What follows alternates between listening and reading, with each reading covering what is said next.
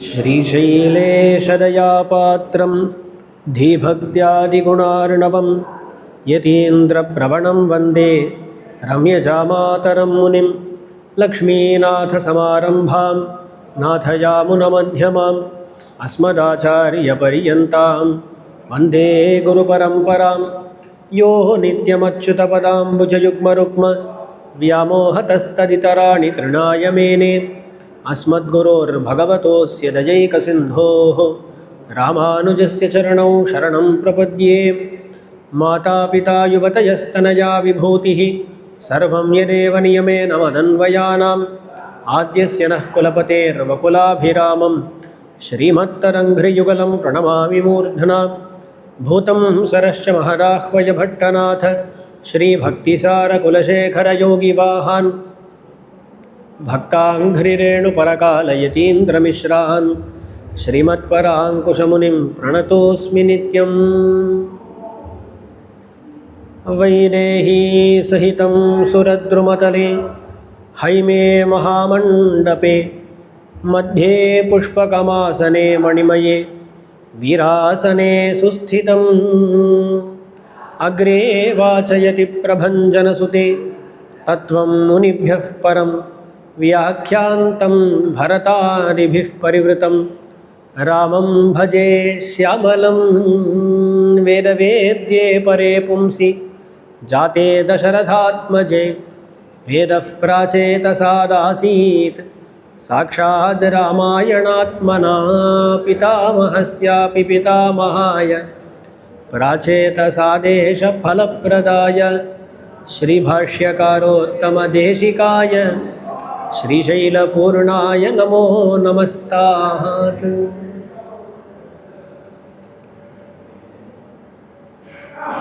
हमारे श्रीमान वेणुगोपाल दर्क जी के शताभिषेक का इस संदर्भ में यहाँ कुछ दिनों तक प्रवचन करने का सौभाग्य मिला है दास को। जब भी हमें कुछ बात करना होता है तब किस विषय पर बात करें, यह चिंता तो रहती है। तब दास सोच रहा था क्या बात करूं, किसके बारे में बात करूं। तब याद आया लगभग 1.5 साल पहले जब दास इलकल गया था, वहाँ इलकल में सुबह में तिरुप्पावे प्रवचन और रात में रामायण प्रवचन चलता था। और वहाँ जो भी उपस्थित हो रहे थे उनमें से हमारे वेणुगोपाल जी ही बहुत आसक्ति के साथ सुनते थे। और वहाँ से जब दास शायद वहाँ से कहीं और गया था, रायचूर गया था, हाँ रायचूर गया था, तो इन्होंने फ़ोन करके उनको बता दिया कि स्वामी जी आएंगे, वहाँ भी रामायण को ही सुनना। वहाँ के लोग दास को निर्बंध किए, नहीं आपको रामायण ही बोलना है। दास बताए अरे जी हम सोलापुर में रामायण बताएं, इलकल में वहाँ भी रामायण ही हुआ है, फिर से यदि यहाँ भी राम कथा ही सुनाएं तो सब लोग सोचेंगे स्वामी जी को कोई और विषय पता ही नहीं है। इसलिए दास बोला कुछ और विषय के बारे में हम बात करेंगे वहाँ। तो इतना आनंद के साथ वो रामायण सुने थे वहाँ, तो दास सोचा कि यहाँ भी रामायण ही सुना दे। पर पूरा रामायण सुनाना 4 दिनों में बहुत मुश्किल है, इसलिए क्या करेंगे हम, रामायण की कथा जो है, रामायण जो है उसके बारे में बताते हुए विशेष दृष्टि रामायण में जो शरणागतियाँ हैं उन पर डालेंगे। दास अभी अभी हैदराबाद गया था, वहाँ इसी विषय पर उपन्यास हुआ था, रामायण में शरणागति, तेलुगु में था वो। हमारे आचार्य श्री भरतन स्वामी कभी कभी बोलते थे ऐसा, एक ही उपन्यास पर, एक ही शीर्षक पर, एक ही विषय पर 2 उपन्यास होते थे, तो स्वामी जी बताते थे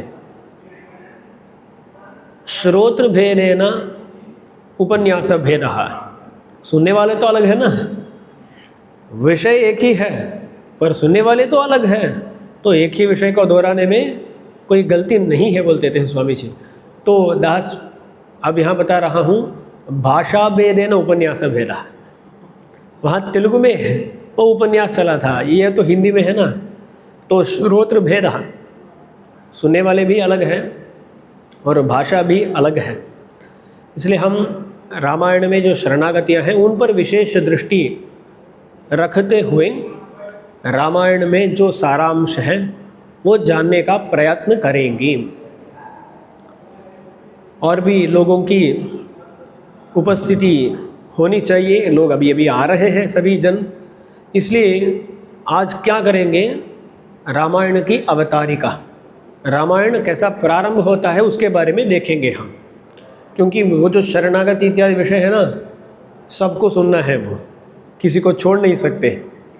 इसलिए हम क्या करेंगे, पहले उपोद्घात बोलते हैं ना, उपोद्घात आज करेंगे।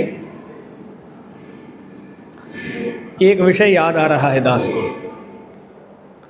हमारे आचार्यों में कलिवैरी दास स्वामी जी अत्यंत प्रसिद्ध थे।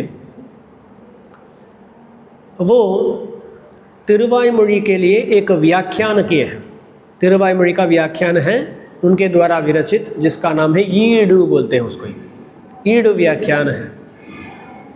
उसमें देखें तो श्रेयःपतियाय अवाप्त समस्त कामनाय, ऐसा वो व्याख्यान प्रारंभ होता है। उसमें क्या है ना, 3 बार ऐसा श्रेयःपतियाय ऐसा प्रारंभ होता है। कितने बार? 3 बार। वहाँ आचार्य ऐसा बताते हैं कि एक दिन स्वामी जी व्याख्यान प्रारंभ किए थे, लोग उपस्थित हुए, उनको पूरा समझाए। अगला दिन और भी कुछ लोग आ गए, तो स्वामी जी का मन ऐसा कर रहा था कि अरे ये लोग कल का जो कालक्षेप है वो सुने नहीं, तो इनके लिए वो एक और बार सुनाए, फिर से श्रेयःपतियाय शुरू करके, थोड़ा विषय भेद है उसमें, पर फिर से सुनाए। और उसके बाद तीसरे दिन कुछ और लोग आ गए हैं, तो उनके लिए भी फिर से एक अवतारिका, थोड़ा अलग सा, पर फिर से एक अवतारिका तिरुवाईमொழி के लिए की, ऐसा बोला जाता है। और कुछ पाशुरों में 2-2 व्याख्यान मिलते हैं, तो वहाँ भी ऐसा कहा जाता है कि जब कोई नहीं थे तब शुरू हो गया उपन्यास, बाद में आए तो उनके लिए फिर से एक बार दोहराना पड़ा। हम तो ऐसा नहीं करने वाले हैं, हम आज उपोद्घात करेंगे, कल से शरणागतियों के बारे में विस्तृत रूप से जानेंगे हम। तो कैसा प्रारंभ होता है रामायण और क्यों प्रारंभ हुआ है रामायण, इसके बारे में हमें जानना चाहिए। हमारे जीवन में हमें जो भी विषय जानना है उन सभी विषयों को बताने वाला ग्रंथ है वेद। आदौ वेदाः प्रमाणम कहते हैं। हमारे लिए मूल प्रमाण क्या है? मूल प्रमाण है वेद। वेदों का नाम वेद हुआ क्यों? वेदयतीति वेदः बोलते हैं। हमें जो ज्ञान चाहिए उस ज्ञान को देने वाले, उनको ही हम वेद कहते हैं। तो वेद हमें ज्ञान देता है, पर वेद में कुछ कठिनाइयाँ भी हैं। क्या है? पहली बात, सभी लोग वेद का अध्ययन नहीं कर सकते हैं, अधिकृताधिकार बोलते हैं उसको। सिर्फ कुछ लोग ही वेद का अध्ययन कर सकते हैं, ये एक बात है। और दूसरी बात, यदि कोई वेदाध्ययन करे तो भी, आजकल देखें तो बहुत सारे लोग वेदाध्ययन तो कर लेते हैं, पर सिर्फ वेदों का कंठस्थीकरण करते हैं, वेदों को कंठस्थ कर देते हैं, पर उसका तात्पर्य क्या है, अर्थ क्या है, मालूम नहीं है।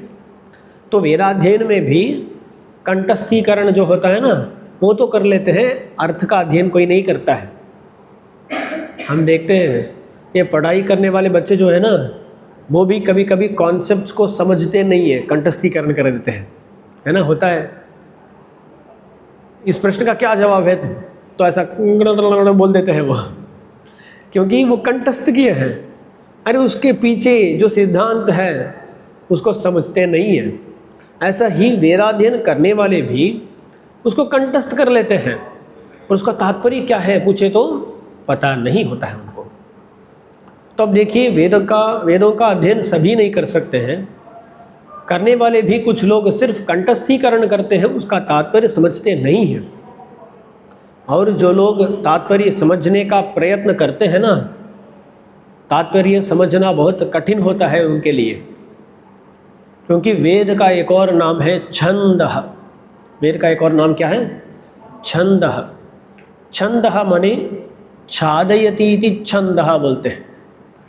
वेद शब्द का अर्थ है जो दिखाता है, जो हमें सिखाता है, वो वेद है। और छंदः उसी का नाम है, उसका अर्थ है छादयति इति छंदः, यानी छुपाता है वो। अब आप पूछेंगे, स्वामी जी वेद दिखाता है या छुपाता है? आप देखिए ना, दुनिया में कोई मोटा हो सकता है या पतला हो सकता है। कोई मोटा और पतला हो सकता है क्या? नहीं हो सकता है ना। कोई लंबा हो सकता है, कोई छोटा हो सकता है। लंबा और छोटा एक ही व्यक्ति हो सकता है क्या? नहीं हो सकता है। दास पतला हो सकता है, कोई और मोटा रह सकता है, हो सकता है, पर दासी पतला दासी मोटा नहीं हो सकता ना। वैसे ही अरे वेद माने दिखाने वाला, उसका ही एक और नाम है छंदः, छुपाने वाला। सो ये दिखाता है या छुपाता है? तो हमारे आचार्य कहते हैं जिसको भगवान के प्रति भक्ति होती है ना, उसको दिखाता है। ये तो त्वदंघ्रि सरसीरुह भक्तिहीनाः। ये जिनका भगवान के प्रति आदर नहीं होता है, भक्ति नहीं होती है ना, उनके लिए अपने अर्थों को छुपा देता है वेद। तेषाम अमीभिरपि नैव यथार्थ बोधः बोलते हैं कुरेश जी। वेद का अध्ययन करे, उसका जो भी अंग है शिक्षा व्याकरण, इनका अध्ययन करे तो भी कुछ फर्क नहीं पड़ता है। तो भक्ति होनी चाहिए शास्त्रों से ज्ञान पाने के लिए। इसके बारे में महाभारत में आता है। महाभारत में कुछ बड़े बड़े भक्त मिलते हैं ना, जैसे अक्रूर थे, विदुर थे, वैसे ही संजय भी। संजय कुछ संदेह है तो धृतराष्ट्र संजय जी को पूछता था और संजय जी तुरंत ही जवाब दे देते थे। एक बार क्या होता है, धृतराष्ट्र पूछता है संजय को, अरे संजय,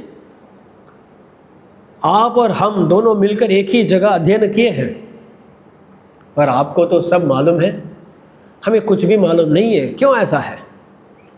तब वो बोलते हैं, मायां न सेवे भद्रं ते न वृथा धर्ममाचरी शुद्ध भावं गतो भक्त्या शास्त्राद्वेद्मि जनार्दनम। वो बोलते हैं, पहले ही बोल देते हैं, मायां न सेवे, मैं वंचक नहीं हूँ, मैं किसी के प्रति माया वंचन नहीं करता हूँ मैं। इसका तात्पर्य क्या है समझिए। दो लोग आए हैं, उनमें से एक को दिखाकर हम बोलते हैं ये बहुत अच्छा बंदा है, तो तात्पर्य क्या हुआ? दूसरा अच्छा नहीं है ना। वैसा ही संजय बोलते हैं मैं कभी किसी का वंचन नहीं करता हूँ, तो तात्पर्य क्या है? तो ऐसा करता है ना। पांडवों को उनके बचपन से शुरू करके कितने बार मारने का प्रयत्न दुर्योधन नहीं किया है, और उसका सहयोग धृतराष्ट्र कब नहीं किया है? तो बचपन से शुरू करके, उनके बचपन से यानी पांडवों के बचपन से शुरू करके ये उनको दुख देने के लिए, उनको मारने के लिए इतना प्रयत्न किया है। तो संजय बोलता है मायां न सेवे, ऐसा बोल दिया ना। अरे वो तो राजा है, राजा के सामने कोई जाकर बोलेगा क्या कि मैं सही हूँ तुम गलत हो? इसलिए वहाँ क्या करते हैं, भद्रम ते, अरे तुम्हारा मंगल हो, भद्र हो, भद्रम ते न वृथा धर्ममाचरे, मैं व्यर्थ रूप से धर्म का आचरण नहीं करता हूँ। वो बोलते हैं अंत में, शुद्ध भावम गतो भक्त्या शास्त्राद्वेद्मि जनार्दनम, मैं शुद्ध हूँ और मेरे पास भक्ति है। भक्ति होने की वजह से मैं शास्त्रों से भगवान को जान पाता हूँ। तू भी शास्त्र पढ़ा है पर तुम्हारे पास भक्ति नहीं है, भक्ति नहीं है, इसलिए तुम शास्त्र का तात्पर्य कभी समझ नहीं सकता। ये कौन बोलते हैं? संजय बोलते हैं। ये सब दास क्यों बता रहा हूँ? वेद ऐसा होता है कि जिनको भक्ति है उनको ही अपने तात्पर्यों को दिखाता है वेद। भक्ति नहीं हो तो वो वेद छंदः बन जाता है, छुपा देता है। इसलिए वेदाध्ययन सभी नहीं कर सकते हैं। करने वालों में भी कुछ लोग सिर्फ कंठस्थीकरण करके उससे तृप्त हो जाते हैं, और जो तात्पर्य समझने का प्रयत्न करते हैं उनको भी क्या होता है? अंत में समझने में बहुत कठिनाइयाँ होती है। इसलिए भगवान देखें, अरे वेदों से ये तात्पर्य कभी समझ नहीं पाएंगे, इसलिए वेद ही रामायण बनकर आया, वेद ही रामायण बनकर आया। और ऐसा भी कहा जाता है कि ये उपब्रह्मण है। क्या है ये? उपब्रह्मण बोलते हैं। इतिहास पुराणाभ्याम वेदम समुपब्रह्मयेत बिभेत्यल्पश्रुताद्वेदो मामयं प्रतरिष्यति। आजकल हम देखते हैं कि कुछ लोग कहते हैं, अरे इतिहासों को छोड़ दो, पुराणों को छोड़ दो, हम सिर्फ वेदों को पढ़ेंगे। जो मूल प्रमाण वेद है, सिर्फ वेदों को पढ़कर उससे ही निर्णय पाएंगे। ऐसे बोलने वाले बहुत सारे लोग हैं आज भी।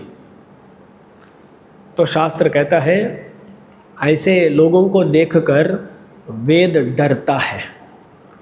इतिहास पुराणाभ्याम वेदम समुपब्रह्मयेत। जो इतिहास होते हैं, इतिहास माने श्री रामायण और महाभारत। पुराण अष्टादश पुराण मुख्य पुराण हैं और अन्य भी बहुत सारे पुराण हैं। इन इतिहास और पुराणों के द्वारा ही वेदार्थ को समझना चाहिए। वेदार्थ विशदीकरण बोलते हैं। वेद का जो तात्पर्य है ना, उसको कैसे विशद रूप से हम समझ सकते हैं, स्पष्ट रूप से समझ सकते हैं? इतिहास पुराणों का अध्ययन करने से ही समझ सकते हैं। यदि कोई बोले कि मैं सिर्फ वेदों को पढ़ूंगा और तात्पर्य समझ जाऊंगा, वो कभी नहीं होगा। इतिहास और पुराणों को पढ़ने से ही वेदों का तात्पर्य समझ में आएगा। इसलिए इतिहास पुराणाभ्याम वेदम समुपब्रह्मयेत बिभेत्य अल्पश्रुताद्वेदः मामयं प्रतरिष्यति। जो अल्पश्रुत होता है ना, यानी सिर्फ वेदों का अध्ययन करके संतृप्त हो गया, अरे मैं क्यों इतिहासों का अध्ययन करूं, वेदों का अध्ययन मैं समाप्त कर चुका हूं, मैं क्यों पुराणों का अध्ययन करूं, मुझे नहीं करना है, ऐसा जो सोचता है ना, वो अल्पश्रुत है, वो पूरी तरह सुना नहीं है, ज्ञान पाया नहीं है। ऐसे बंदे को देखकर वेद डरता है, बिभेति, भयभीत हो जाता है। वेद भी डरता है, क्योंकि वेद का तात्पर्य क्या है? वेद क्या करना चाहता है? ज्ञान को बांटना चाहता है वेद। यदि कोई आकर उसमें आधा अध्ययन करके कुछ ना कुछ तात्पर्य समझाने लगा, तो वेद का तात्पर्य, सही तात्पर्य किसी को मिलेगा नहीं ना। इसलिए वेद डरता है, अरे ये लोग आकर मेरे अपार्थ बताएंगे। तो हमें वेदों को डराना नहीं चाहिए। वेदों को डराना नहीं चाहिए, तो हमें क्या करना है? इतिहास पुराणों का अध्ययन करना है। और हमारे भारत देश में बच्चों से शुरू करके सबको रामायण तो पता ही है ना। बचपन से शुरू करके हम बच्चों को क्या सिखाते हैं? रामायण ही सिखाते हैं, राम कथा ही सिखाते हैं हम, क्योंकि राम कथा में सभी वेदार्थ निक्षिप्त है, सभी वेदार्थ निक्षिप्त है। इसलिए रामायण का अध्ययन आवश्यक हो जाता है। और ऐसा भी कहा जाता है, वेद वेद्ये परे पुंसी जाते दशरथात्मजे वेदः प्राचेतसादासीत् साक्षात् रामायणात्मना। वेदों में देखें तो ज़्यादातर भगवान के परत्व के बारे में वर्णन होता है। भगवान की 5 अवस्थाएं होती हैं, है ना? परत्वावस्था, व्यूहावस्था, विभवावस्था, अर्चावस्था, अंतर्यामी अवस्था, अंतर्यामित्वावस्था बोल सकते हैं। आप देखें तो ज़्यादातर वेद और उपनिषद भगवान की परत्वावस्था के बारे में बात करते हैं। भगवान परात पर है इसके बारे में बात करते हैं, और अंतर्यामित्व के बारे में भी बात करते हैं, अंतः प्रविष्ट शास्ता। ऐसा बहुत सारे स्थलों में भगवान का परत्व के बारे में और भगवान के अंतर्यामित्व के बारे में वेद बात करता है। अभी देखिए ना, वो जब भगवान परत्वावस्था से थोड़ा नीचे उतरते हैं, यानी व्यूहावस्था को आते हैं। व्यूह माने प्रद्युम्न, अनिरुद्ध, संकर्षण बनकर आते हैं। केशव, नारायण, माधव, गोविंद, दामोदर, ऐसा केशव, नारायण, माधव, गोविंद, विष्णु, मधुसूदन, त्रिविक्रम, वामन, श्रीधर, ऋषिकेश, पद्मनाभ, दामोदर, ये 12 मूर्ति, इन सभी को व्यूह मूर्ति कहते हैं। जब भगवान ऐसा आ गए हैं तब वेद भी देखता है, अरे भगवान अवतार किए हैं, हमें भी अवतार करना होगा। भगवान व्यूहावतार करते हैं तो वेद पांचरात्र आगम के रूप में आता है। पांचरात्र आगम के रूप में, क्योंकि पांचरात्र आगमों में व्यूह मूर्तियों के बारे में बहुत सारा समाचार मिलता है, विषय मिलता है। और जब भगवान दशरथात्मज बन गया, वेद वेद्ये परे पुंसी जाते दशरथात्मजे, वेदवेद्य जो भगवान है, वो वेदवेद्य भगवान परम पुरुष जब दशरथात्मज बनकर आता है, जब दशरथात्मज बनकर आता है, तब वेद भी देखता है, अरे हमारे भगवान, हमारे प्रतिपाद्य जो भगवान हैं, वो तो अवतार ले लिए, हमें भी अब कुछ ना कुछ करना है, हमें भी नीचे जाना है। तो भगवान दशरथ के आत्मज बनकर यहाँ अवतार कर लिए। तो वेद भी ढूंढता है, अरे हम किससे जन्म लें, क्योंकि वेद का जन्म होना है तो बहुत बड़ा कोई महान व्यक्ति होना चाहिए ना। तो वेद ढूंढता है, कौन मिलता है, कौन मिलेगा, कौन मिलेगा। तब वो वाल्मीकि महर्षि मिलते हैं।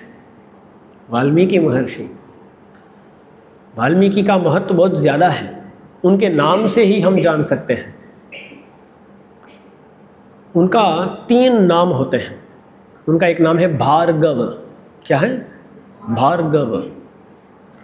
दूसरा है वाल्मीकि जो प्रसिद्ध नाम है, और तीसरा है प्राचेतस, प्राचेतस, ऐसा एक तीसरा नाम है। और भी बहुत सारे नाम होंगे, पर ये बहुत प्रसिद्ध 3 नाम है। भृगु महर्षि के पुत्र है वाल्मीकि, इसलिए उनका नाम बना भार्गव। विष्णु पुराण में ऐसा कहा गया है, इसलिए वो भार्गव बने। और वो एक बार तपस्या कर रहे थे, बहुत घोर तपस्या कर रहे थे। तपस्या करते समय वो निश्चेष्टित, निश्चल हो गए, निश्चल हो गए। उनके ऊपर चींटियाँ आकर एक वल्मीक बना दिए। क्या बोलते हैं उसको, वल्मीक को, एंट हिल, एंट हिल, वो तो अंग्रेजी है, उसको ही वल्मीक कहते हैं। वल्मीक, अच्छा,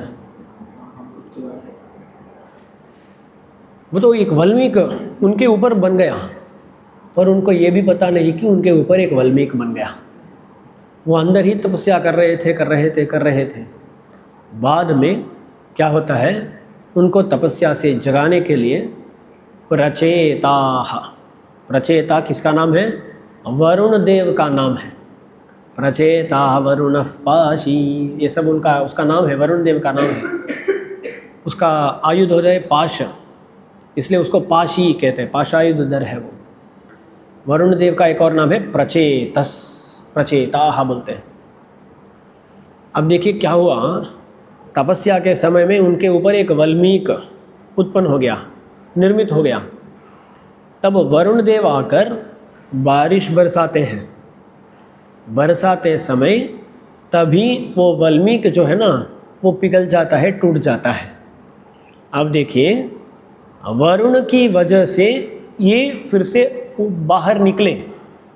जैसा जन्म बोलते हैं ना, माँ के गर्भ से जब कोई निकलता है शिशु, उसको हम जन्म कहते हैं। लगभग ऐसा ही है ना, वाल्मीकि से निकल रहे हैं ये, तो एक दूसरा जन्म है, समझे ना। इसका कारण कौन बना?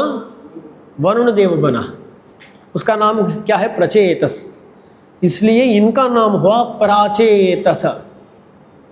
प्राचेतस। और कहाँ से ये बाहर निकले? वाल्मीकि से बाहर निकले ना, इसलिए नाम बना वाल्मीकि। तो भृगुपुत्र है ये। कठोर तपस्या के कारण वाल्मीकि बने और प्राचेतस भी बने ये ऋषि। तो इससे ही इनकी महिमा को हम समझ सकते हैं, ये कितने बड़े हैं, कितने महान हैं, इस वृत्तांत से हम समझ सकते हैं, है ना। इसलिए वेद देख रहा था, अरे कहाँ से हमें बाहर निकलना है। भगवान भी जब अवतार लेता है ना, किसी से भी अवतार नहीं लेते हैं भगवान। जो बड़े तपस्वी होते हैं, जो बड़े पुण्यवान होते हैं, उनसे ही भगवान अवतार लेते हैं, उनको ही अपना माता के रूप में, पिता के रूप में वर्ण करते हैं भगवान। वैसे ही वेद भी देखता है कौन अच्छा व्यक्ति है, तो वाल्मीकि मिलते हैं। इसलिए वेदः प्राचेतसाद आसीत। भगवान दशरथ को चुने तो वेद वाल्मीकि को चुना, और साक्षात रामायणात्मना रामायण बनकर आ गया। तो वेद में जो भी बताया गया है वही रामायण में भी बताया गया है। अब देखना, भगवान के 5 अवस्थाएं हैं, उसमें क्या देखें हम? परत्वावस्था और अंतर्यामित्वावस्था के बारे में वेद बता देता है। व्यूह मूर्तियों के बारे में पांचरात्र आगम बताता है, हम बोले थे। और विभवावतार के लिए ये जो इतिहास पुराण इत्यादि है ना, जैसे रामायण हो, महाभारत हो, भागवत हो, ये सब भगवान के विभवावतारों के बारे में बात कर लेते हैं। भगवान के अर्चावतारों के बारे में बात करने के लिए ही वेद द्राविड़ वेद बनकर आए। वेद द्राविड़ वेद बनकर आए। तो भगवान देखे ना, परत्वावस्था से जब भी निकलते हैं ना, तब वेद भी अलग अलग रूप धारण करके आता है। जब भगवान अर्चावतार में, दिव्य देशों में अर्चावतार बनकर आए, तब वेद द्राविड़ वेद बनकर आ गया, क्योंकि द्राविड़ वेदों में ही दिव्य देशों के बारे में उल्लेख है। तो ऐसा साक्षात वेद ही रामायण बनकर आया है। वेद वेद्ये परे पुंसी जाते दशरथात्मजे वेदः प्राचेतसादासीत् साक्षात रामायणात्मना। ऐसा ये जो रामायण है कैसा शुरू होता है? तपस्वाध्याय निरतं तपस्वी वाग्विदाम्बरं नारदं परिपप्रच्छ वाल्मीकिर्मुनिपुङ्गवं। तपस्वाध्याय निरतं तपस्वी वाग्विदाम्बरं नारदं परिपप्रच्छ वाल्मीकिर्मुनिपुङ्गवं। वाल्मीकि महर्षि के आश्रम को नारद महर्षि आते हैं। कौन कहाँ आते हैं? नारद जी वाल्मीकि जी के आश्रम को आते हैं। अब यहाँ उपदेश करने वाले कौन हैं? नारद जी हैं। उपदेश लेने वाले कौन हैं? वाल्मीकि। अरे उपदेश लेने वाले वाल्मीकि जी हैं, तो इनको ही नारद जी के आश्रम को जाना था, है ना। ऐसा ही होता है ना, जहाँ आचार्य होते हैं वहाँ हमें जाना पड़ता है। पर यहाँ क्या हुआ है? जहाँ वाल्मीकि है वहाँ नारद जी आ गए। आचार्यों की कृपा ऐसी होती है कि कभी कभी अपने शिष्यों के उद्धरण के लिए खुद आचार्य ही उनको ढूंढते हुए आते हैं, है ना। हमारे कई सारे आचार्य, जैसे हमारे गादी स्वामी जी, बड़े गादी स्वामी जी है ना, उन्होंने उत्तर भारत में जाकर इतना प्रचार किया। अरे कोई वहाँ से बुलाए क्या? स्वामी जी आपको आना है, प्रचार करना है। अपनी करुणा से इस संप्रदाय को सभी जगहों में प्रचार करना है, इस अभिप्राय से, सब पर करुणा से ही तो स्वामी जी वहाँ तक चले हैं।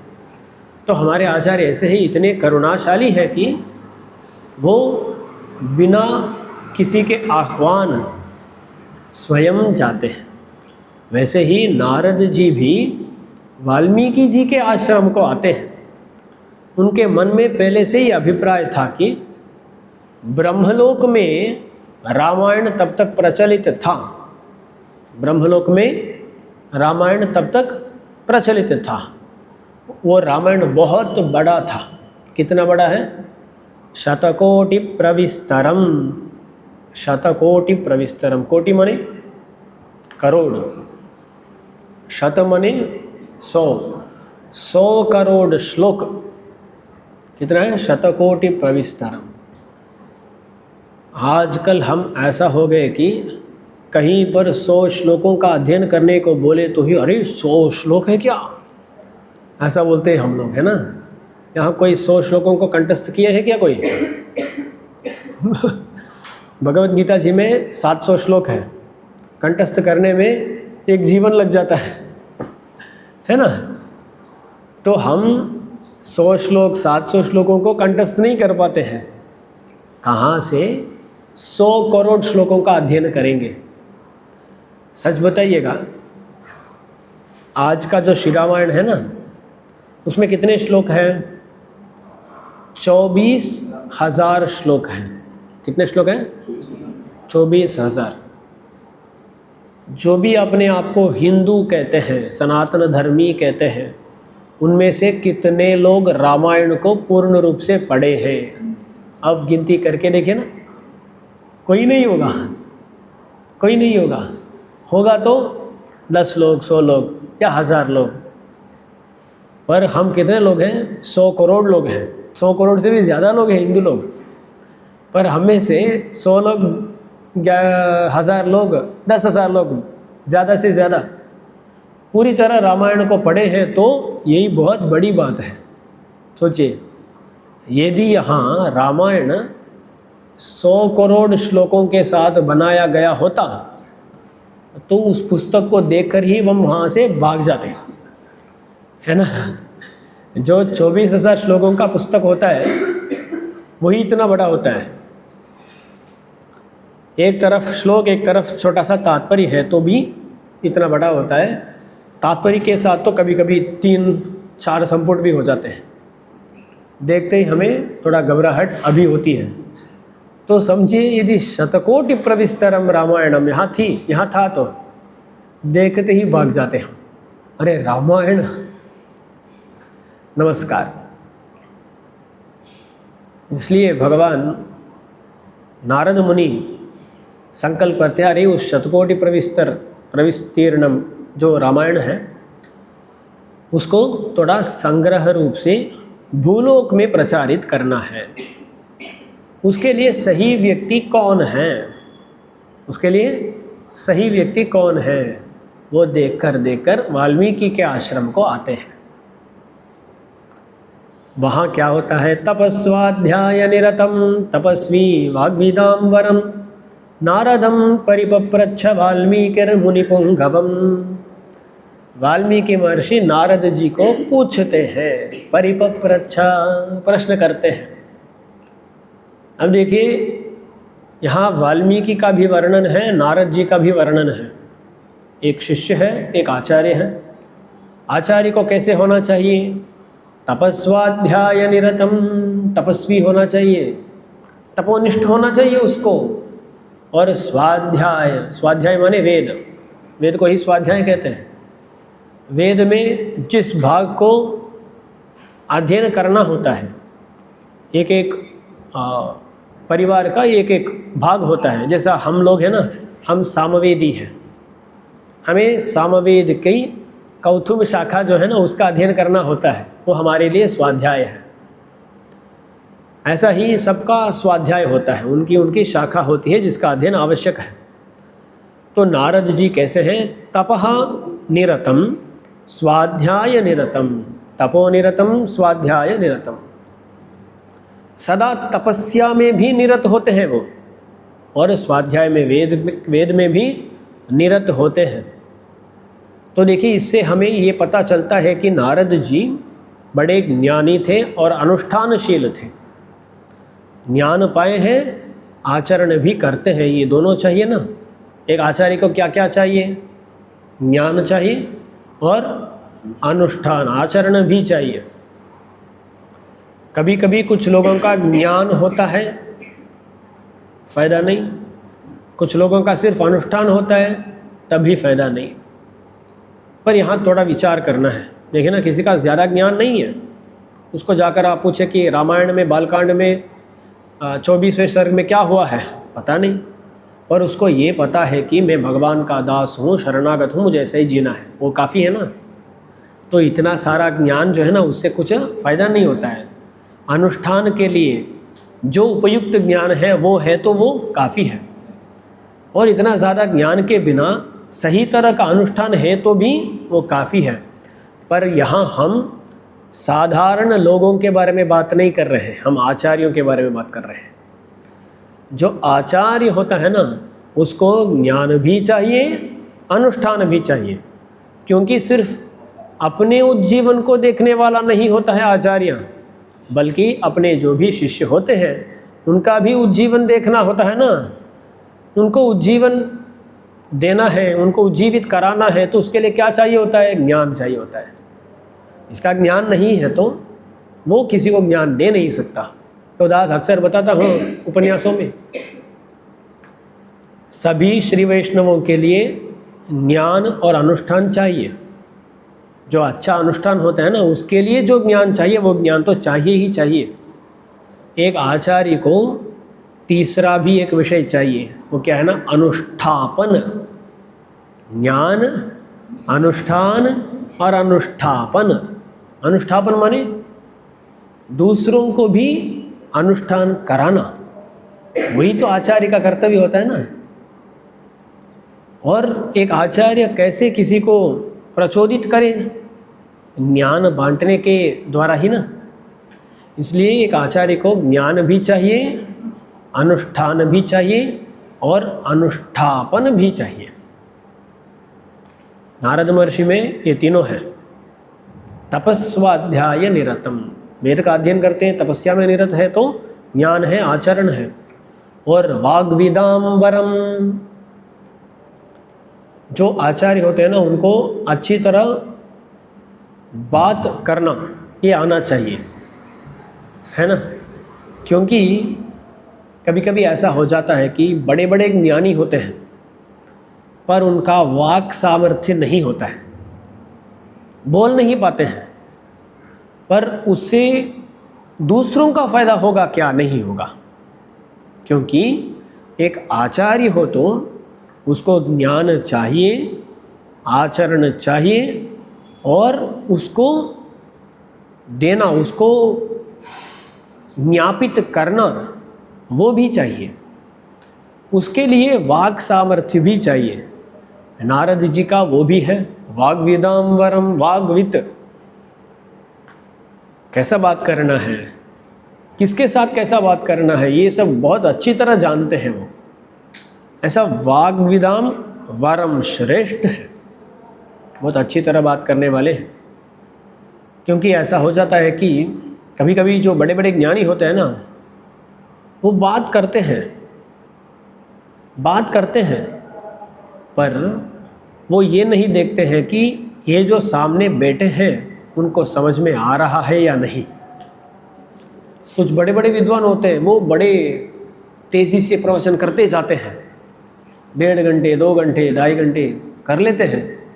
बाद में वहाँ के जो भी प्रेक्षक थे ना, उनको यदि जाकर आप पूछे, अरे स्वामी जी इतनी देर से कुछ बोल रहे थे ना, क्या आपको समझ में आया? वो बोलेंगे, ये समझ में आया कि स्वामी बहुत बड़े विद्वान हैं,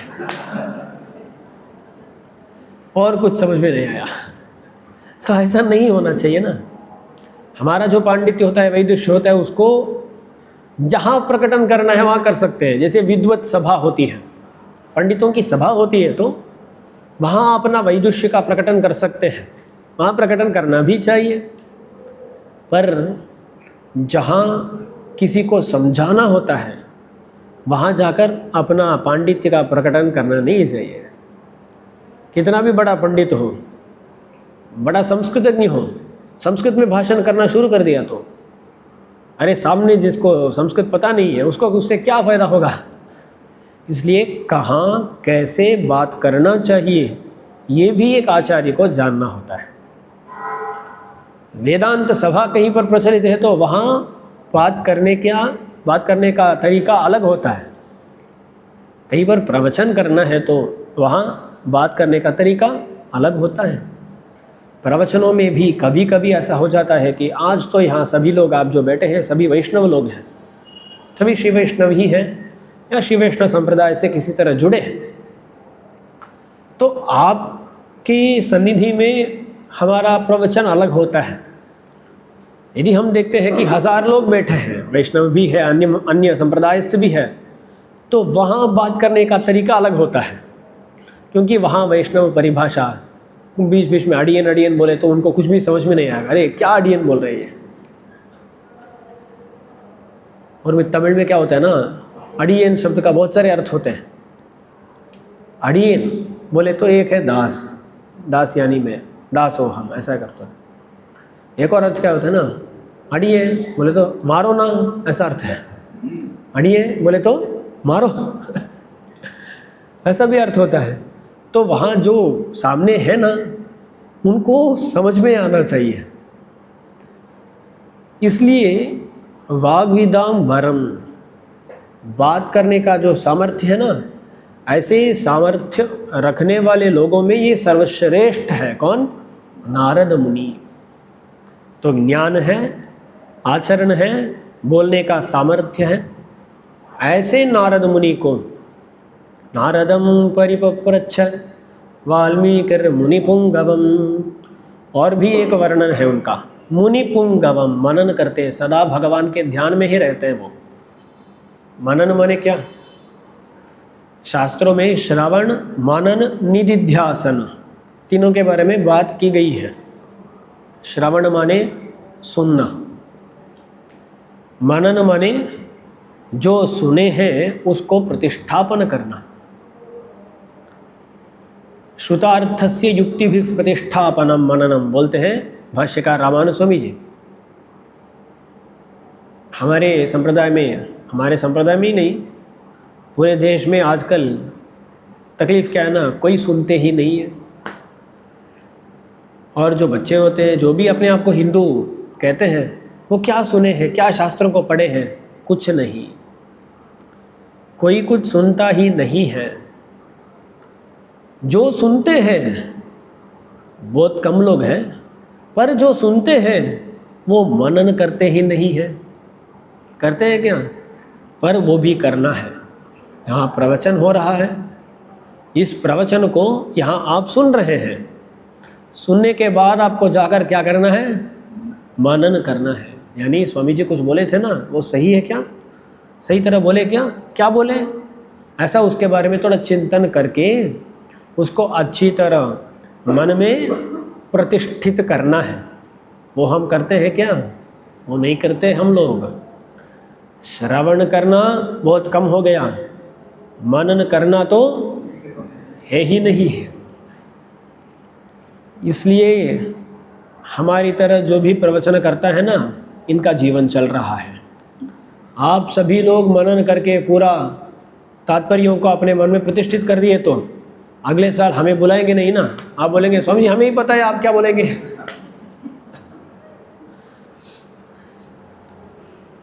विनोद रूप की बात है वो, पर हमें ये नहीं चाहिए। आप अगले साल बुलाए या नहीं बुलाए, इससे फ़र्क नहीं पड़ता, आपको मनन तो करना ही है। हम इन सभी को बहुत सीरियसली लेते नहीं हैं, यही प्रॉब्लम है। सीरियसली लेना चाहिए, क्योंकि हम संप्रदाय जो बोलते हैं ना, संप्रदाय माने क्या? जो हमारे आचार्यों से हमें मिला है उसको संप्रदाय बोलते हैं। दीयते इति दायः, संप्रदीयते इति संप्रदायः। जो एक आचार्य परंपरा के द्वारा हमें आज दिया गया है उसको संप्रदाय कहते हैं। हमारे आचार्य हमें क्या दिए हैं? एक है ज्ञान, और दूसरा है अनुष्ठान पद्धति, कैसे हमें क्या अनुष्ठान करना है वो भी दिखाए हैं, और ज्ञान हमें बांटे हैं। तो संप्रदाय माने हमें वो जो दिए हैं उसको पहले जानना है और आचरण में ले आना है। उसके लिए पहले क्या करना पड़ेगा? सुनना पड़ेगा। सुने, अरे स्वामी जी हमें भगवान 2 कान दिए हैं, एक कान से सुनो, एक कान से छोड़ दो। ऐसा नहीं है, 2 कान दिए हैं। भगवान दिखाते हैं कि ज़्यादा बात मत करो, ज़्यादा सुनो। देखिए ना, मुंह को आप बंद कर सकते हैं क्या? बंद कर सकते हैं ना मुंह को, ऐसा बंद कर सकते हैं, पर कानों को बंद कर सकते हैं क्या? कानों को बंद करना है तो हाथ को ले जाना पड़ेगा, हाथ को ले जाना पड़ेगा। और कितना भी बंद करिए, थोड़ा तो थोड़ा आवाज़ सुनाई देता ही है ना। तो इससे भगवान हमें दिखा रहे हैं, क्या दिखा रहे हैं? अरे कानों का इस्तेमाल ज़्यादा करो, मुंह का इस्तेमाल कम करो। क्योंकि हम क्या करते हैं, बात ज़्यादा करते हैं, हम बोलते जाते हैं, अरे ऐसा करना है, वैसा करना है, ये ऐसा किया, वो ऐसा किया। सबके बारे में व्याख्या करते हैं हम, करते हैं कि नहीं? कोई कुछ क्रिकेट मैच ऐसा देखता है, उसके बारे में कुछ बोलता है। कल यहाँ चुनाव के नतीजे आ रहे थे, उसके बारे में व्याख्या अंदर करते हैं। अरे जो राजनेता होते हैं उनको भी ये सलाह देते हैं, जो बड़े बड़े क्रिकेटर होते हैं उनके भी सलाह देते हैं, जो कोई घर में खाना पकाने वाले होते हैं ना, उनको भी बोलते हैं, अरे ऐसा करना था, वैसा करना था, करके तो दिखाते नहीं है ना। अरे रोटी में थोड़ा नमक ज़्यादा है आज कम है। रोज़ खाना कोई पकाता है ना, वो ऐसा बात नहीं करता है, क्योंकि उसको पता होता है कि एक दिन ऐसा कम ज़्यादा तो हो जाता ही है। तो हम क्या करते हैं ना, ज़्यादा बात करते हैं, सबको सलाह देते हैं, ऐसा करना था, वैसा करना था, ये करना था, वो करना था, पर खुद आचरण नहीं करते हैं। और जो हम बोलते हैं ना उसको हम सुनते नहीं है। परोपदेशे पांडित्यम बोलते हैं, परोपदेशे पांडित्यम। सब पंडित हो जाते हैं कब? किसी को उपदेश करना है तो सब पंडित, अपने आप को उद्धार करना है तो तब कोई पंडित नहीं है, मिलता ही नहीं है। तो हमें क्या करना चाहिए? बहुत सुनना चाहिए, बहुत सुनना चाहिए, और उसको मनन करना चाहिए, मन में उसको प्रतिष्ठित करना चाहिए। हम भी ना कई जगहों पर जाकर प्रवचन करते हैं, सभी जगहों में फिर से वही प्रश्न फिर से पूछते हैं, बार बार पूछते रहते हैं। अरे एक बार तो समझ जाओ ना, स्वामी जी ऐसा कर सकते हैं क्या? प्रार्थना कर सकते हैं क्या? इनके लिए प्रार्थना कर सकते हैं, उनके लिए प्रार्थना कर। प्रार्थना नहीं करनी चाहिए हमें, हो गया ना। नहीं, क्या पूछते हैं मालूम है? दास बोल देता हूँ, सभी उपन्यासों में बोलता हूँ, हमें प्रार्थना करनी है तो कैंकर्य प्रार्थना करनी। अरे भगवान मुझे कैंकर्य दो, कैंकर्य के लिए भक्ति दो, ज्ञान दो, वैराग्य दो, ऐसी प्रार्थनाएं कर सकते हैं, उससे अलावा कुछ नहीं।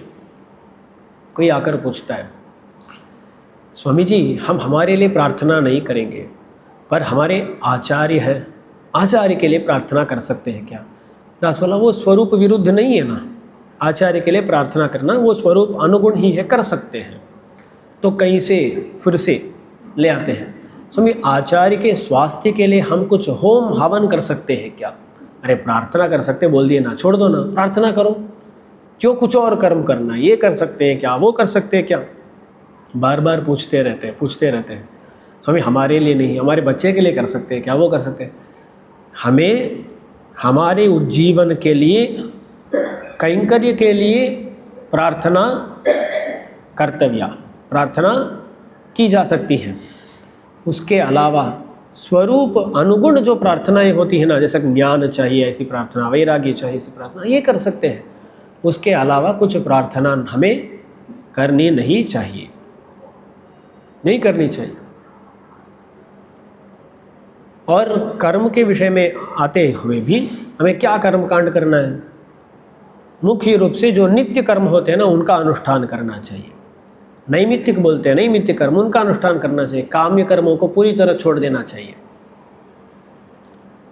लोग क्या करते हैं, मंदिर जाते हैं। क्यों मंदिर आए हैं? अरे अभी अभी परीक्षा का समय है, जाकर भगवान का दर्शन ले लिए तो परीक्षा में पास हो जाएंगे। ऐसा नहीं करना चाहिए। परीक्षा के लिए, कुछ और के लिए नहीं। अब हम कहीं पर जाते हैं, कुछ लोग बोलते हैं स्वामी जी आप आ जाइएगा, हमारे घर आ जाइएगा, तो हमारे दुकान को आ जाइएगा, बोलते हैं क्यों? आपका पैर यहाँ पड़ा तो सब सौभाग्य ही सौभाग्य, हमें बहुत सारा धन मिल जाएगा, सोचते हैं। अरे ऐसा नहीं सोचना चाहिए। एक बार क्या हो गया, एक बंदा, उनके पुत्र का विवाह था, तो वो बोले स्वामी जी आपका मंगलाशासन चाहिए। अरे हम क्या करते हैं, जो भी जिस आचार्य को भी पूछे ना वो बोला मंगल हो बोल देते हैं, मंगलाशासन कर देते हैं। 6 महीने हुए, उसके बाद उससे फ़ोन आती है, वो बोलता है स्वामी जी उस शादी में थोड़ा अब वो पति और पत्नी के बीच में थोड़ा झगड़ा हो रहा है, आप मंगलाशासन किए ना, क्यों ऐसा हो रहा है? तभी दास को समझ में आ रहा है, फिर से कोई आकर ऐसा मंगलाशासन पूछे तो पहले ही बोल देना चाहिए नहीं करेंगे।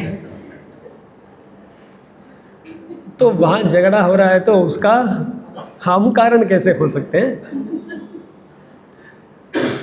तो ऐसा हमें जाकर आचार्यों के पास जाकर ये प्रार्थना नहीं करना चाहिए। अरे कुछ लोग बोलते हैं शादी के बाद जाकर आचार्य का दर्शन करके स्वामी जी अच्छी तरह विवाह ये जो हुआ है वो सफल होना चाहिए। ऐसी प्रार्थना हमें नहीं करनी चाहिए। आचार्य हमें मोक्ष देने के लिए है, फिर से संसार में धकेलने के लिए नहीं है ना। भगवान और आचार्यों के बीच में फ़र्क क्या है? भगवान मोक्ष भी देंगे, लौकिक प्रयोजन भी देंगे, पर आचार्य सिर्फ मोक्ष देने के लिए ही है, सिर्फ उज्जीवन के लिए ही आचार्य है। इसलिए उनके पास जाकर ऐसी प्रार्थनाओं को रखना नहीं चाहिए, किसी के पास नहीं रखना चाहिए। ये सब कर्मानुगुण है। हम जाकर मंगल हो बोल दिए इसलिए हमारा कर्म पूरी तरह मिटता नहीं है। हमारा भी कर्म ऐसा ही है, जिसका मंगलाशासन हो उसका भी कर्म ऐसा ही है। पर आचार्य क्या कर सकते हैं? ज्ञान बांट सकते हैं, जिस ज्ञान को पाकर हम मोक्ष पहुंच सकते हैं। इस पर हमें ध्यान देना है। कभी कभी बड़े बड़े आचार्य होते हैं जिनके कटाक्ष से ऐसे काम भी हो जाते हैं, वो अलग बात है, पर उसकी इच्छा के साथ हमें उनके पास ना जाना नहीं चाहिए। वो होगा या नहीं होगा वो अलग बात है, उस पर हमें ध्यान नहीं रखना चाहिए। कुछ आचार्य बड़े बड़े आचार्य होते हैं, उनकी कटाक्ष, उनकी दृष्टि से बीमारियां भी दूर हो जाती हैं, पर उस दृष्टि से हमें वहाँ जाना नहीं चाहिए। सबको नहीं, हम वैष्णवों के बारे में बात कर रहे हैं। जो प्रपन्न होते हैं, वैष्णव होते हैं ना, हमें ऐसा ही रहना चाहिए। जो लौकिक विषय होते हैं ना, उन पर निश्चिंत होना चाहिए। अरे जो हम पहले से कर्म किए हैं उसके हिसाब से ही ये सब होने वाला है।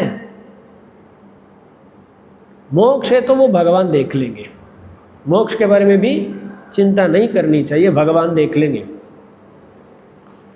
मोक्ष के लिए हम क्या करते हैं? भगवान के प्रति शरणागति करते हैं। शरणागति माने क्या? उसका एक नाम है भरन्यासः बोलते हैं। भरन्यासः शरणागति का ही एक और नाम है। वो भरन्यासः माने क्या? हमारा जो भार है, जो बोझ है, उसको भगवान को सौंप दिए हम, वही भरन्यास। अब देखिए ना, हम यदि मोक्ष के बारे में चिंता करें तो वो कैसा होगा? दास बताऊंगा। देखिए ना, कभी कभी ऐसा होता है कि एक गांव में 2 परिवार रहते हैं, रिश्तेदार होते हैं। कोई कहीं बाहर जा रहा है तो अपने घर में जो भी कीमती चीज़ें होते हैं ना, उनको इनको देकर सौंप कर जाते हैं। अरे थोड़े रजत पात्र हैं, ये स्वर्ण पात्र हैं, ये कुछ दिन के लिए आप रखिएगा, थोड़ा सुरक्षित रखिएगा, हम 1 हफ्ते में जाकर आ जाएंगे। दे दिए उनको, आप सौंप दिए, है ना। अब ये जो सौंपे हैं, जो दिए हैं ना, वो कहीं और चले जाते हैं। जाने के बाद वहाँ से फ़ोन करते हैं, फ़ोन करके पहले दिन, अरे वो जो हम दिए हैं ना सुरक्षित है ना? वो बोलते हैं हाँ सुरक्षित है, हम लॉकर में रखकर उसको चाबी जो भी डालना है वो सब डालकर लॉक करके रखे हैं, कोई प्रॉब्लम नहीं है। अगला दिन फिर से फ़ोन किए, अरे जो हम दिए थे ना वो सुरक्षित है ना? ये बोलते अरे सुरक्षित है, हम देख रहे हैं, हम देख लेंगे, आप चिंता मत करो। रख दिए। अगला दिन फिर से फ़ोन किए, अरे हम जो रखे हैं वो सुरक्षित है ना। ये बंदा क्या करेगा, फ़ोन में बोलेगा, अरे मैं अभी उस स्वर्णपात को सड़क में रख रहा हूँ, आप जाकर लेके जाओ। बोलेगा कि नहीं? क्योंकि किसी को हम भार सौंप दिए तो उन पर विश्वास होना चाहिए, भरोसा होना चाहिए ना, विश्वास होना चाहिए। बार बार आप यदि पूछे, अरे होगा ना, सुरक्षित रखेंगे ना। वैसे ही हमें मोक्ष देना है, उस विषय पर हम भगवान पर भरोसा करके भगवान को वो सौंप दिए। भगवान, मैं मेरे लिए कुछ नहीं कर सकता, आपको ही मेरी जिम्मेदारी लेनी चाहिए, हम सौंप दिए। तो उसके बाद हमें चिंता करनी है क्या? यदि हम चिंता करें तो भगवान क्या सोचेंगे, अरे रोज़ पूछता है ये, क्योंकि भगवान हमारे मन में ही है ना, फ़ोन नहीं करना पड़ता है भगवान को, भगवान तो हमारे मन में है। हम सोचते हैं तो भगवान को समझ में आ जाता है, अरे आज चिंता कर रहे हैं, रोज़ चिंता कर रहे हैं, अरे इतनी चिंता है तो तू ही रख ले, भगवान दे देंगे। इसलिए हमें मोक्ष के बारे में चिंता नहीं करनी चाहिए। एक बार सौंप दिए भगवान को तो किसके बारे में चिंता करनी है हमें? जो लौकिक प्रयोजन होते हैं ना, वो तो कर्मानुगुण है, हम जो कर्म किए हैं उसके हिसाब से ही होगा, उसको हम बदल नहीं सकते। और मोक्ष, उसके बारे में चिंता नहीं करनी है, क्योंकि भगवान को सौंप दिए तो भगवान देख लेंगे। हमें भगवान को तंग नहीं करना है ना, विश्वास रखना है। तो हम सबको क्या करना है, अच्छी तरह संप्रदाय जानना है और आचरण में ले आना है। संप्रदाय नहीं जाने, आचरण में ले नहीं आए तो जीवन यहाँ भी कष्ट ही होगा, और बाद में मोक्ष मिलेगा या नहीं पता नहीं, वो भी है। पर यदि हम संप्रदाय को अच्छी तरह जान लेते हैं और आचरण में भी ले आते हैं तो जीवन यहाँ भी खुश होगा और बाद में मोक्ष भी निश्चित होगा। तो ये क्या करना है, हमें भी निर्णय लेना है, हमें ही तय करना है। कभी कभी बोलते हैं, स्वामी जी आप जो बोलते हैं ये बोलने में बहुत आसान है, आचरण में बहुत कठिन है। अरे जीवन में सुख पाना है तो थोड़ा दुख सहन करना ही होगा। दुख भी नहीं, कुछ मन में परिवर्तन लाना है ना, थोड़ा मेहनत करना पड़ेगा। हाँ, मन में थोड़ा परिवर्तन करना होगा, अभ्यास करना होगा। अभी आजकल बोलते हैं ना लोग, पहले पिछले कुछ सालों में, यानी हमारे जो पहले पीढ़ियाँ थी वो तो बहुत चलते थे, चलते फिरते थे, काम करते थे।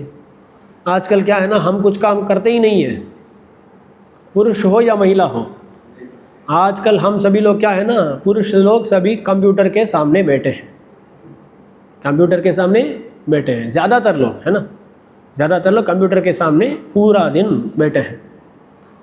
और महिलाएं क्या करती हैं, बटन दबाते हैं, उतना ही। आजकल क्या हो गया, पहले तो कुछ बनाना है तो उसके लिए थोड़ा काम करना पड़ता था, आज तो कुछ नहीं है ना, स्टोव एक बटन ऐसा करा तो आग जलती है। एक मिक्सी में कुछ डालना है, उसमें तो एक बटन हो गया वो काम। ग्राइंडर कुछ है, ओवन कुछ है। और आजकल तो ये साफ़ सफाई करने के लिए भी रोबो आ गया है, आ गया ना। कितने से आपके घरों में है? नहीं, अब तक आया नहीं, आ जाएगा, फिक्र मत कीजिएगा, क्योंकि हमारे यहाँ एक दो घरों में आ गया है वो रोबोट। ये गोल सा होता है, उसको एक बार बटन दबाकर, बटन भी दबाना नहीं है, उसको शेड्यूल कर दिए तो फ़ोन में दिन में एक बार वो अपने आप से सभी कमरों को जाकर वो साफ़ सफाई कर देता है। बहुत कीमती भी नहीं है, 10,000 के अंदर ही आता है वो। दास बोल दिया, एडवर्टाइजमेंट भी कर दिया अब। तो कुछ भी काम नहीं है ना, काम करना कुछ भी नहीं बाकी नहीं है। हमें कपड़ा धोना है, वॉशिंग मशीन है, कुछ खाना के लिए कुछ बनाना है, ग्राइंडर है, मिक्सी है, ओवन है, स्टोव है, ये सब है। तो झुकना, फिर से उठना, कुछ चलना, कुछ भी काम नहीं है। ये सब छोड़कर हम क्या कर रहे हैं, अब आजकल फिटनेस चाहिए बोलकर जिम जा रहे हैं। अरे इसमें विनोद की बात यह है कि वो जिम जो है ना, वहाँ पैसा खर्चा करके जाते हैं और उसी वो जिम 5 किलोमीटर दूर में है, तो ये कार में चढ़कर जिम तक जाकर वहाँ एक ही जगह में दौड़कर फिर से लौट के आएगा। ऐसा हमारा जीवन बदल चुका है, हमारा जीवन आज ऐसा बदल चुका है। तो हमें क्या करना है, हम इस शरीर का पोषण करने के लिए भी हमें आज मेहनत करनी है, ऐसी स्थिति हो गई है। तो पिछले ज़माने में देखें तो वहाँ तो थोड़ा मेहनत होती थी, आज तो कुछ मेहनत करते ही नहीं हैं। अब ये सब क्यों बता रहा हूँ, मेहनत करने से ही शरीर स्वस्थ रहेगा, है ना। बिना कुछ कसरत शरीर स्वस्थ रहेगा क्या? नहीं, इसलिए डॉक्टर बोलते हैं कुछ घुटनों में दर्द है, बोले तो वो क्या बोलता है, रोज़ वॉकिंग करो बोलता है। वो बोलता है कि नहीं, वो दर्द बहुत ज़्यादा बहुत डैमेज हो गया तो वॉकिंग भी नहीं कर सकते हैं, पूरा लेट कर ही समय बिताना होगा। तो पहले बोले तो क्या बोलते हैं, अरे रोज़ वॉकिंग करो, एक्सरसाइज करो, ये करो वो करो, डॉक्टर बोलता है, तभी शरीर स्वस्थ रहेगा। वैसे ही मन को भी हमें स्वस्थ रखना है। जैसे शरीर को एक्सरसाइज इत्यादियों से स्वस्थ रख सकते हैं, वैसे ही मन को भी हम स्वस्थ रख सकते हैं। कैसे? अच्छी बातों को सुनना, भगवान के बारे में, अपने बारे में ध्यान करना, अच्छे अच्छे अनुसंधान करना, इन सभी से ही मन स्वस्थ रहेगा। यदि हम इस पर ध्यान नहीं रखें, ध्यान नहीं दें, तो क्या हो जाएगा ना, आजकल बहुत सारे मानसिक बीमारियां आ गई ना। रोज़ बोलते अरे स्वामी जी बहुत स्ट्रेस है, प्रेशर है, और क्या बोलते हैं, वो ज़्यादा हो गया तो डिप्रेशन बोलते हैं, ये सब आते हैं ना। आप कभी आपके दादाजी या परदादाजी उनको ये डिप्रेशन स्ट्रेस बोलते हुए देखे हैं क्या कोई यहाँ? पर आजकल बोलते हैं, इतना बोलते हैं, किसी को भी देखो बोलते हैं डिप्रेशन है, स्ट्रेस है, उससे बीमारियां हैं, छोटे बच्चों से शुरू करके। क्योंकि मन को वो कोई कसरत, मन को कोई एक्सरसाइज दिए ही नहीं, मन को स्वस्थ नहीं रखे हैं हम। तो जितना शरीर के स्वास्थ्य पर ध्यान देना है, उससे ज़्यादा मन के स्वास्थ्य पर ध्यान देना है। कुछ लोग ऐसे होते हैं, बड़े बड़े स्टार्स होते हैं, बहुत कमाते हैं, ऐसे लोग भी अंत में क्या करते हैं, आत्महत्या कर लेते हैं। अरे उसको देखकर पूरी दुनिया जल रही थी, है ना, वो अंत में जाकर आत्महत्या कर लेता है। क्यों? मन स्वस्थ नहीं है, मन स्वस्थ नहीं है। तो हमें संप्रदाय जानना है ताकि हम यहाँ भी स्वस्थ रहें। ये दास अक्सर बोलता हूँ, ये संप्रदाय सिर्फ मोक्ष के लिए नहीं, यहाँ भी आप खुश रह सकते हैं यदि आप संप्रदाय को अच्छी तरह जाने। संप्रदाय जान लिए, उसमें जो भी बताया जाता है उसको आचरण में ले आगे, तो दुख की बात क्या हो सकती है? किसके कारण आप दुखित होंगे? कुछ भी नहीं है ना।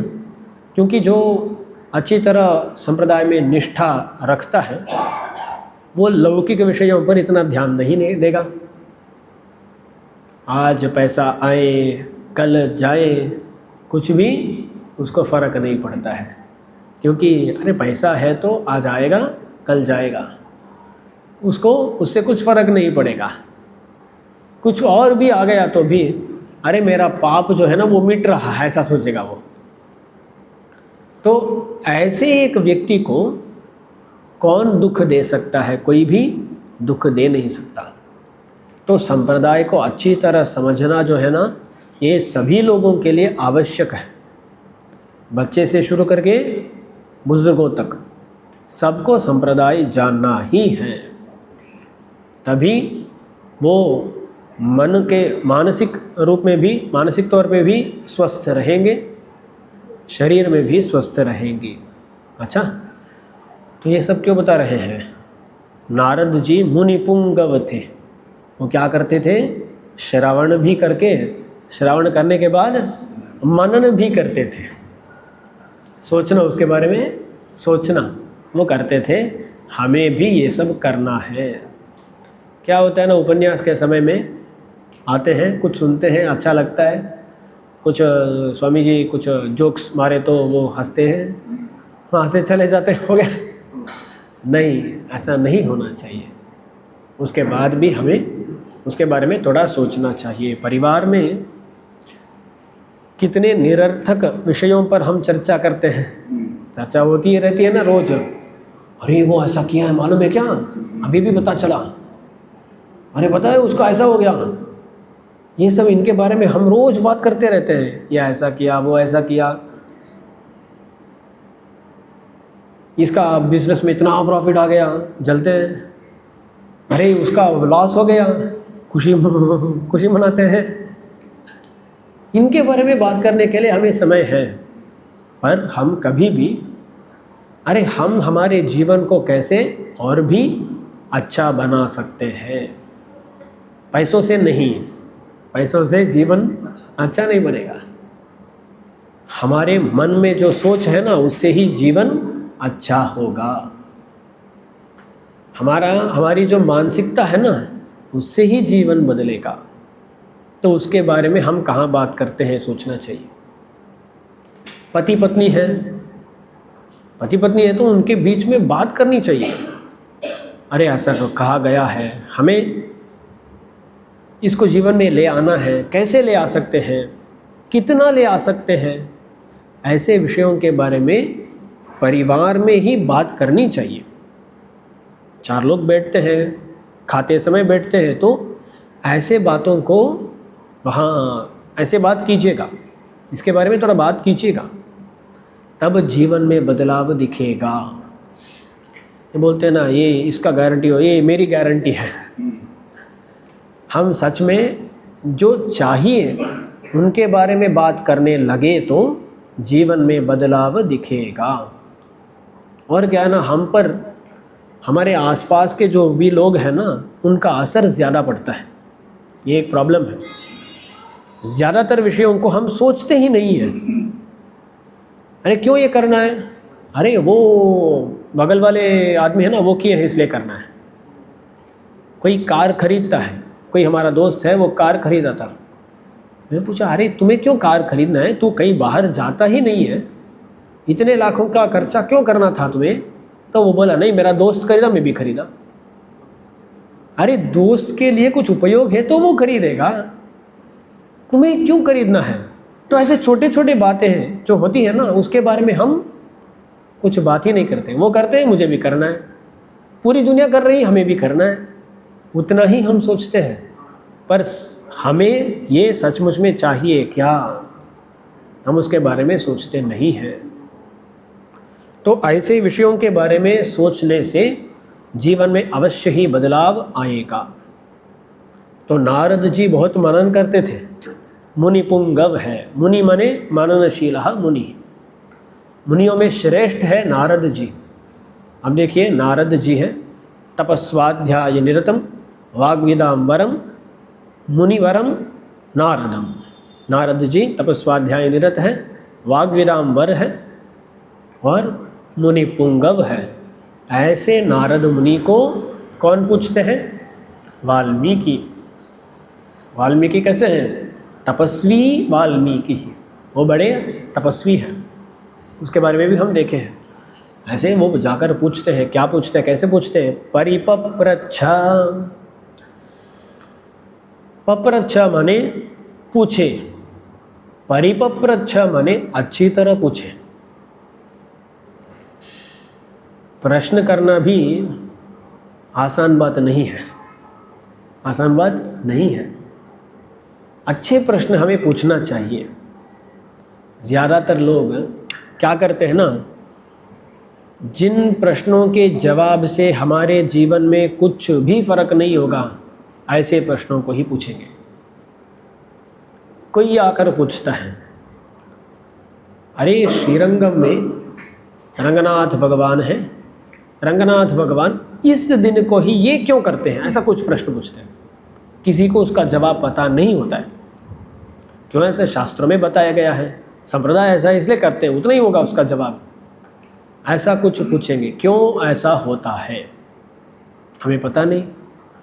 ऐसा बोले कि अरे पता नहीं, किसी को पता नहीं बोले तो अरे किसी को भी पता नहीं चलता है, किसी को मालूम नहीं है, कोई भी इसका जवाब नहीं दे नहीं सकता, सभी आचार्यों की निंदा शुरू कर देते हैं।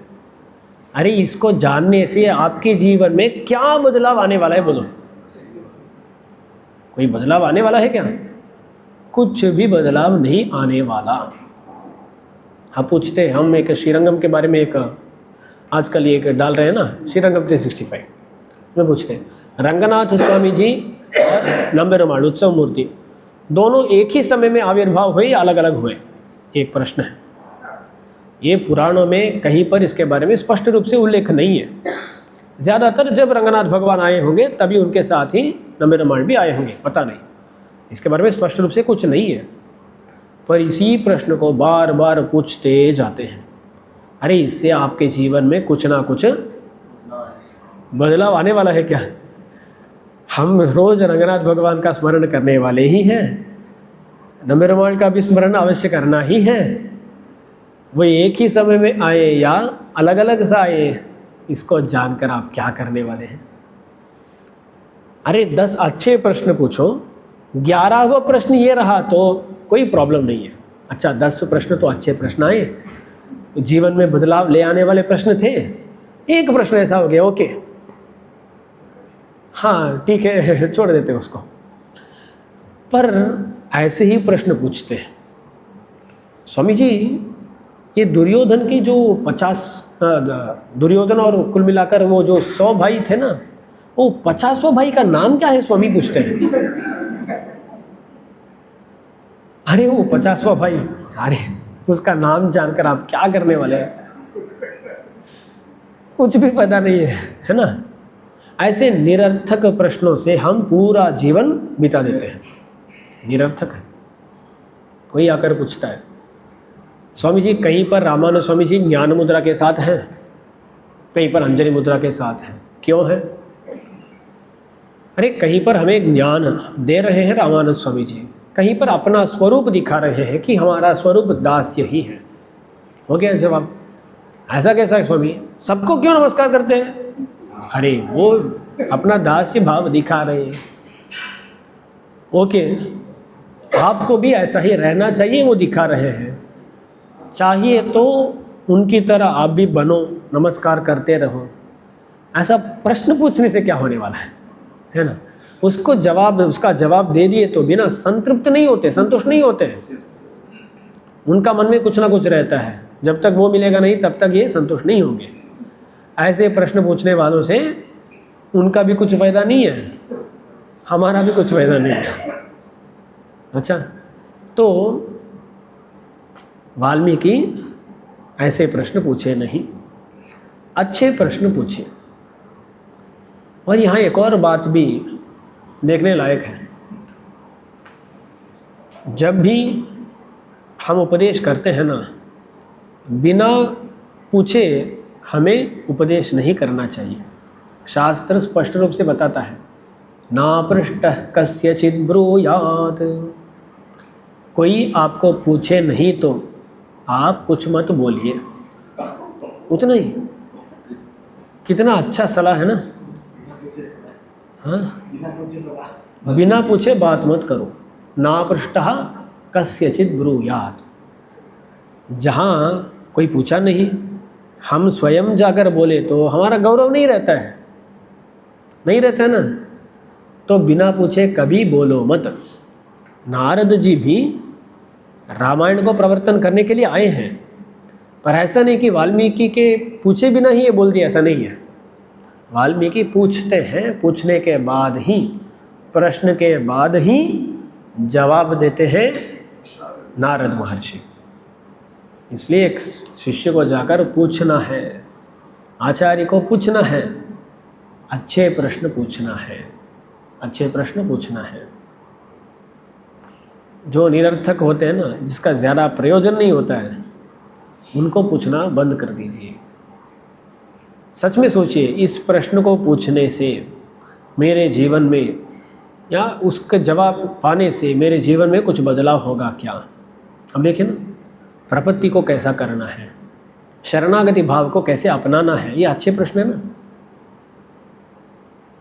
जीवन में बदलाव ले आएंगे ये प्रश्न या उनके जवाब। ऐसे प्रश्न हमें पूछना चाहिए, आचार्य के पास जाकर पूछना चाहिए, अवश्य पूछना चाहिए। जो होता है ना, आकर पूछते हैं, स्वामी जी हम आंध्रा से हैं, तमिलनाडु में जन्मदिन नक्षत्र के हिसाब से होता है। अच्छा, हमारे आंध्रा में तो तिथि के हिसाब से होता है, कब हमें जन्मदिन मनाना है, ऐसे पूछते हैं। दास बताया था, अरे पहले हमें जन्मदिन ही मनाना नहीं चाहिए, ऐसा मनाना है तो जैसा आप आज कर रहे हैं ना, जैसे बड़े पंडितों को बुलाकर उनको सम्मान करना है। वो सम्मान आज करे या कल करे, करना है उतना ही है ना, कब करे से क्या फ़ायदा होता है, ये एक व्याज है उतना ही ना। विद्वांसों का, वैष्णवों का आराधन करने के लिए हम एक व्याज ढूंढ रहे हैं, एक व्याज मिल गया तो हम करेंगे उतना ही, वो आज करे या कल करे उससे क्या फ़र्क पड़ने वाला है। इसलिए ऐसे प्रश्न छोड़कर अच्छे प्रश्न, हमारे जीवन में बदलाव ले आने वाले प्रश्नों को हमें पूछना चाहिए। और वाल्मीकि नारद जी को पूछते हैं, तद्विद्धि प्रणिपातेन परिप्रश्नेन सेवया उपदेक्ष्यन्ति ते ज्ञानम ज्ञानिनस्तत्वदर्शिनः। भगवद गीता जी में कृष्ण बोलते हैं कैसे ज्ञान पाना चाहिए। आजकल सभी लोग यूट्यूब के कमेंट सेक्शंस में से ही ज्ञान पाना चाहते हैं। कमेंट में डाल दो, स्वामी जवाब नहीं मिला, उस कमेंट के नीचे फिर से वही कमेंट डालेगा, स्वामी 6 महीने पहले मैं ये प्रश्न पूछा था, अब तक जवाब नहीं मिला। अरे यूट्यूब कमेंट से आप ज्ञान नहीं पा सकते हैं। एक आचार्य की उपस्थिति करनी चाहिए, एक आचार्य के पास जाना चाहिए, उस आचार्य को सीधा पूछना चाहिए। उसको छोड़कर पूरा यूट्यूब से ही हम ज्ञान पालेंगे, ऐसा सोच गलत है। यूट्यूब से थोड़ा प्रवेश मिल जाएगा, यूट्यूब से आप ज्ञानी नहीं बन सकते हैं, बनना भी नहीं चाहिए, है ना। कृष्ण बोलते हैं क्या करना है, एक आचार्य के पास जाना है, नमस्कार करना है, प्रणिपात करना है। अंत में विद्या से हम क्या पाने वाले हैं, विद्या ददाति विनयम, विनम्रता। विनम्रता को पाना है तो जाकर एक आचार्य का साष्टांग कर कर सुनना है। आजकल क्या करते हैं लोग, काउच में सोफ़ा में बैठकर यूट्यूब में वीडियो देखते हो, कमेंट डाल देते हैं, स्वामी इसका जवाब दे दो। अरे ऐसा नहीं पूछा जाता है, ऐसा नहीं पूछा जाता है। एक आचार्य के पास विनम्रता पूर्वक जाकर पूछना चाहिए। तद्विद्धि प्रणिपातेन, नमस्कार करो, परिप्रश्नेन, अच्छे प्रश्न पूछो, उनके चारों ओर घूमते हुए प्रश्न पूछो। यानी कभी कभी ऐसा भी होता है कि जब हम कालक्षेप करते हैं या पाठ पढ़ाते हैं, तब कोई शिष्य बहुत अच्छे अच्छे प्रश्न बार बार पूछते रहे तो हमारा भी वो जो हमारी भी आसक्ति बढ़ती है, अरे ये अच्छी तरह ध्यान दे रहा है, सही प्रश्न पूछ रहा है, तो और भी आसक्ति के साथ हम भी बोलते हैं। तो ऐसे प्रश्न पूछना चाहिए। कृष्ण बोलते हैं हमारा धर्म एक ही धर्म है जहाँ प्रश्नों को पूछने को बोलते हैं, प्रश्न पूछने को बोलते हैं। अन्य मतों को आप गए तो वो बोलेंगे कोई प्रश्न नहीं, जो बोला गया है उसको सुनना है, उसको ऐसा ही मानना है। पर यहाँ ऐसा नहीं है, हम शास्त्र को मानते हैं हाँ, पर वहाँ प्रश्नों के लिए भी जगह होती है, प्रश्न भी कर सकते हैं। कृष्ण बोलते हैं प्रणिपात करो, नमस्कार करो, प्रश्न करो, सेवा करो और ज्ञान पाओ। ऐसा ही हमें ज्ञान पाना चाहिए। इसलिए वहाँ क्या करते हैं, वाल्मीकि जी नारद जी को परिप्रश्न करते हैं, परिप्रश्न करते हैं और नारद जी उसका जवाब भी देते हैं। ये प्रश्न क्या है, कोन्वस्मिन् सांप्रतं लोके गुणवान् कश्च वीर्यवान् धर्मज्ञश्च कृतज्ञश्च सत्यवाक्यो दृढव्रतः चारित्रेण च को युक्तः सर्वभूतेषु को हितः विद्वान् कः कः समर्थश्च कश्चैक प्रियदर्शनः आत्मवान् कः जितक्रोधः द्युतिमान् कौनसूयकः कस्य बिभ्यति देवाश्च जातरोषस्य संयुगे। वाल्मीकि महर्षि 16 गुणों का वर्णन करके इन सभी गुणों से परिपूर्ण व्यक्ति इस समय में इस भूलोक में कौन है ऐसा पूछते हैं। तो यहाँ परमात्मा के बारे में प्रश्न पूछ रहे हैं। परमात्मा का यहाँ इस दुनिया में इस समय में क्या अवतार चल रहा है, ये परमात्मा कैसे हैं, उनके गुण कैसे हैं, ऐसे प्रश्न को पूछते हैं कौन? वाल्मीकि महर्षि नारद जी को। 16 गुण हैं। हमारे श्री रामचंद्र मूर्ति ही इन सभी प्रश्नों का जवाब है। कौन गुणवान है, कौन वीर्यवान है, कौन धर्मज्ञ है, ऐसा जो भी प्रश्न पूछे जा रहे हैं ना, इन सभी का जवाब एक ही है। सभी का जवाब एक ही है, एक ही जवाब। कभी कभी एक प्रश्न का बहुत सारे जवाब होते हैं, यहाँ कई सारे प्रश्न हैं, एक ही जवाब है। सब कौन है? रामचंद्र है। राम का ही नाम है रामचंद्र। क्यों रामचंद्र?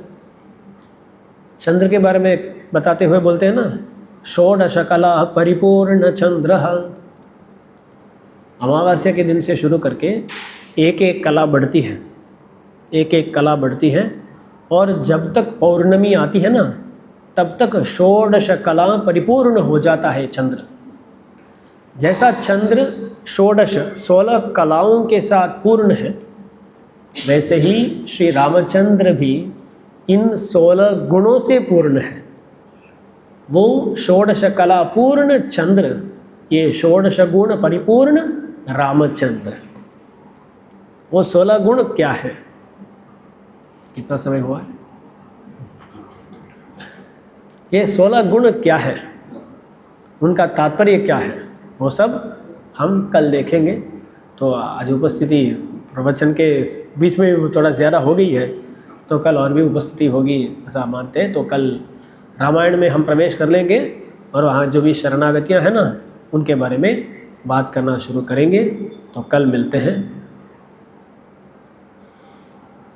श्रीमते रम्यजामात्र मुनीन्द्राय महात्मने श्रीरंगवासिने भूयात् नित्यश्रीर्नित्यमंगलम्।